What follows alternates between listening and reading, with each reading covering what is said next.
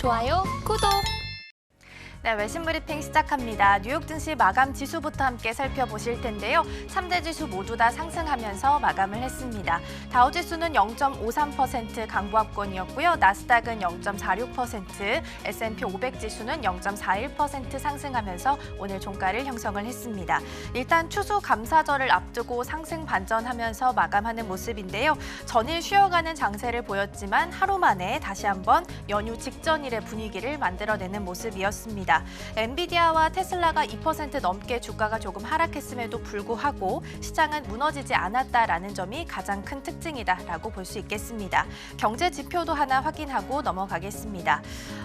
주간 신규 실업수당 청구 건수가 발표가 됐습니다. 일주일 만에 다시 한번 하락세로 전환을 하는 모습인데요. 즉 여전히 노동시장이 탄탄하다라는 점을 좀 시사를 하는 모습이었고요. 주간 신규 실업보험 청구 건수는 20만 9천 명으로 직전주 보다 해서는 2만 4천 명 정도 감소한 것으로 나타났습니다.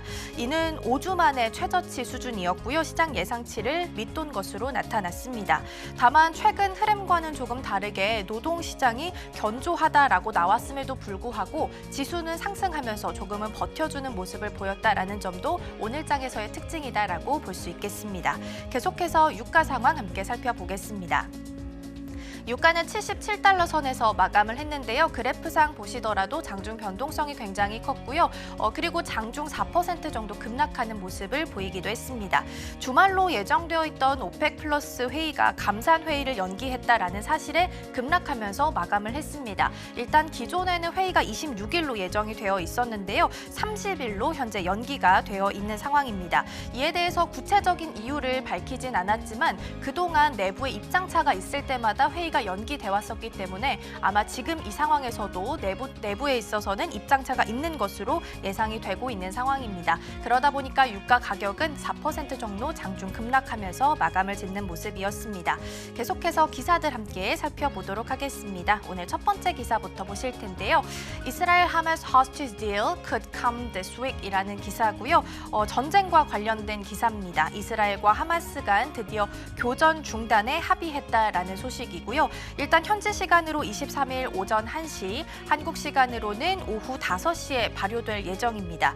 이번 회의는 카타르가 중재를 하고 미국이 뒤에서 좀 지원을 하게 되면서 인질 석방과 임시 휴전안이 통과된 것으로 나타났습니다. 이는 전쟁이 발발한 지 약 46일 만에 일시적으로나마 처음으로 교전이 중단된다라는 점이 의미가 있을 수 있을 것 같고요. 내용을 좀 살펴보면 하마스는 50명의 어린이와 여성 등 휴전 기간 동안 하루에 10여 명씩 단계적으로 좀 풀어주게 되고요. 추가로 인질을 10명을 석방할 때마다 휴전 기간을 하루씩 연장하기로 했습니다. 이스라엘은 팔레스타인 여성과 아동 수감자 150명을 풀어주고 또 가자 지구의 연료와 인도주의적 지원도 허용하기로 했습니다. 이 기간 동안 가자 지구 안에서는 일체의 군사적 행동은 금지하기로 약속을 한 상태고요. 바이든 대통령은 휴전 소식을 매우 환영한다면서 미국 국적의 여성 2명과 3세 어린이 1명도 함께 풀려날 것으로 보인다라고 발표했습니다. 사실 이스라엘 내부에서는 극우 강요들을 중심으로 해서 반대 의견도 거셌던 것으로 나타났습니다. 네타냐후 이스라엘 총리는 우리의 목표는 하마스를 완전 소탕해서 다시는 우리를 위협하지 못하게 하는 것이다 라고 이야기를 하면서 휴전 이후에도 전쟁을 계속해서 이어가겠다라는 의지를 강력하게 표명한 바는 있습니다. 이에 대해서 이란 외무장관은 휴전이 지속되지 않을 경우에는 중동 전역으로 확산할 수 있다라는 점도 기억해야 한다라고 다소 강력하게 이야기를 하기도 했습니다. 오늘 아침 오전 39분에 들어온 소식이라서요. 추가적으로 좀 전해드리면요. 앞서서는 기존의 23일 오전 10시, 한국 시간으로는 오후 5시에 임시 휴전 합의에 따라서 인질 석방이 이루어질 것으로 예정이 되어 있었습니다.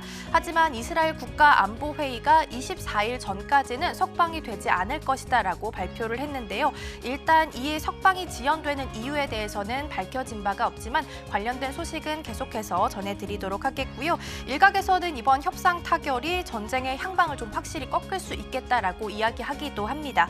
하지만 휴전 필요성에 대한 국제사회의 압박이 커지고 있는 상황이기 때문에 회의 내용대로 계속해서 날짜가 좀 지켜질 수 있을지 이 뉴스 계속해서 체크해 보셔야겠습니다. 이어서 두 번째 기사 함께 보도록 하겠습니다. 두 번째는 월스트리트 저널 기사를 가지고 왔고요. OpenAI says Sam Altman to return as CEO라는 기사입니다. OpenAI와 관련된 소식 추가로 좀 살펴볼 텐데요. 샘 올트먼 이슈 아마 기억하실 겁니다. 간단히 요약을 하자면 지난주 OpenAI 이사회에서 올트만을 해임을 했고요. 이후 마이크로소프트에서 올트만을 영입을 하면서 새로운 AI 팀을 신설하겠다라고 이야기를 했습니다. 이에 OpenAI 직원들은 그리고 투자자들은 반발을 했고요. 특히 직원들 같은 경우에는 90% 정도의 직원들이 올트만을 데려오지 않으면 본인들이 마이크로소프트로 이직하겠다라고 다소 강력하게 이야기하기도 했습니다. 그리고 어제는 한때 챗 GPT 서버가 중단되는 등 일단 사태가 악화 일로를 걷는 모습이었습니다. 여기까지가 정리된 소식이었고요. 어제장에서 또 새로운 소식이 전해졌습니다. 해임된 지 닷새 만에 다시 한번 오픈AI CEO로 자리를 하게 됐다라는 소식입니다. 오픈AI 직원들과 투자자들의 반발로 긴 마라톤 회의 끝에 결국에는 올트먼의 복귀라는 합의점에 이르게 됐다고 합니다. 특히 올트먼을 내쫓았던 이사회 일부도 재구성하는 데 합의한 것으로 전해졌고요. 올트먼은 X 계정에 오픈AI로 복귀하고 또 마이크로소프트와 공고한 협력 관계 구축을 기대하고 있다라는 글을 남기기도 했습니다. 이 다사다난한 과정을 거쳐서 결국엔 닷새 만에 오픈AI CEO로 다시 한번 자리를 하게 됐는데요. 여전히 견해 차이는 남아 있습니다. 올트먼 같은 경우에는 AI의 발전을 조금 더 우선시하는 입장이라면 나머지 이사회는 안전성을 조금 더 중시하면서 인류가 이것을 좀 제어할 수 있어야 한다라는 입장을 취하고 있습니다. 일단은 올트먼이 이 사태에 있어서는 우세한 것으로 보이기 때문에 AI와 관련된 발전은 단기적으로 봤을 때는 좀 크게 속도를 낼 것으로 보입니다. 가장 큰 실리를 취했다라고 평가받았던 마이크로소프트 같은 경우에는 어떤 협력을 이어가게 될지 그리고 주가에는 또 어떤 영향을 주게 될지 이 부분 함께 예의주시하셔야겠습니다. 이어서 섹터별 움직임 차례대로 보도록 하겠습니다. 일단 전반적으로 상승 마감했기 때문에 초록불이 조금 더 짙은데요. 가장 빨갛게 지금 보이는 테슬라와 엔비디아 같은 경우에는 2% 넘게 급락을 하면서 마감을 짓는 모습이었습니다. 첫 번째 특징주로 골드만삭스 함께 보겠습니다. 1.1% 정도 상승하면서 오늘 종가를 형성을 했습니다. 골드만삭스가 어제는 코스피가 2,800 이상으로 올라갈 수 있다라고 이야기를 하면서 비중을 확대하라라는 코멘트를 내놨습니다. 이어서 중국에 대한 이야기도 남기게 됐는데요. 골드만삭스는 내년에는 중국 주식시장이 오름세를 보일 것이다라고 예측을 했습니다. 실제로 지수가 좀 오르게 된다면 4년 만에 오름세를 보이는 건데요. 골드만삭스의 수석 전략가인 킹거 라오는 CNBC와의 인터뷰를 통해서 중국 지수는 내년에 12%, 기업 실적 같은 경우에는 10%가량 개선될 것으로 예측한다라고 이야기했습니다. 또 적절한 수준의 시장 가치 상승 역시 이 주가 상승을 밀어 올릴 것이다라고 이야기를 했고요. 일단 중국 정부 자체가 규제 완화 정책을 통해서 부동산을 비롯해서 다양한 산업에서 전반적인 분야에서 또 진행하고 있다라는 점을 긍정적으로 바라본 것 같고요. 시장에 대한 힌트를 얻기 위해서는 또 연내 열릴 가능성이 높은 제20기 공산당 3차 전체 회의에서 중국 지도부가 어떤 정책을 내놓을지 이 부분 함께 확인해 보셔야 될 것 같습니다. 계속해서 두 번째 특징주 함께 보도록 하겠습니다. 이번에는 테슬라 소식 함께 살펴보실 거고요. 앞서 언급드렸다시피 2% 넘게 하락하면서 오늘은 234달러 선에서 종가를 형성을 했습니다. 2년 전에 중국 상하이 모토쇼에서는 테슬라의 차량 결함을 주장을 하면서 중국인 리모 씨가 시위를 벌인 적이 있습니다. 이와 관련해서 테슬라는 명예훼손으로 리모 씨를 중국 법원에 소를 제기했었는데요. 그리고 이번에 판결이 나왔습니다. 리모 씨에게 패소 판결이 내려진 겁니다.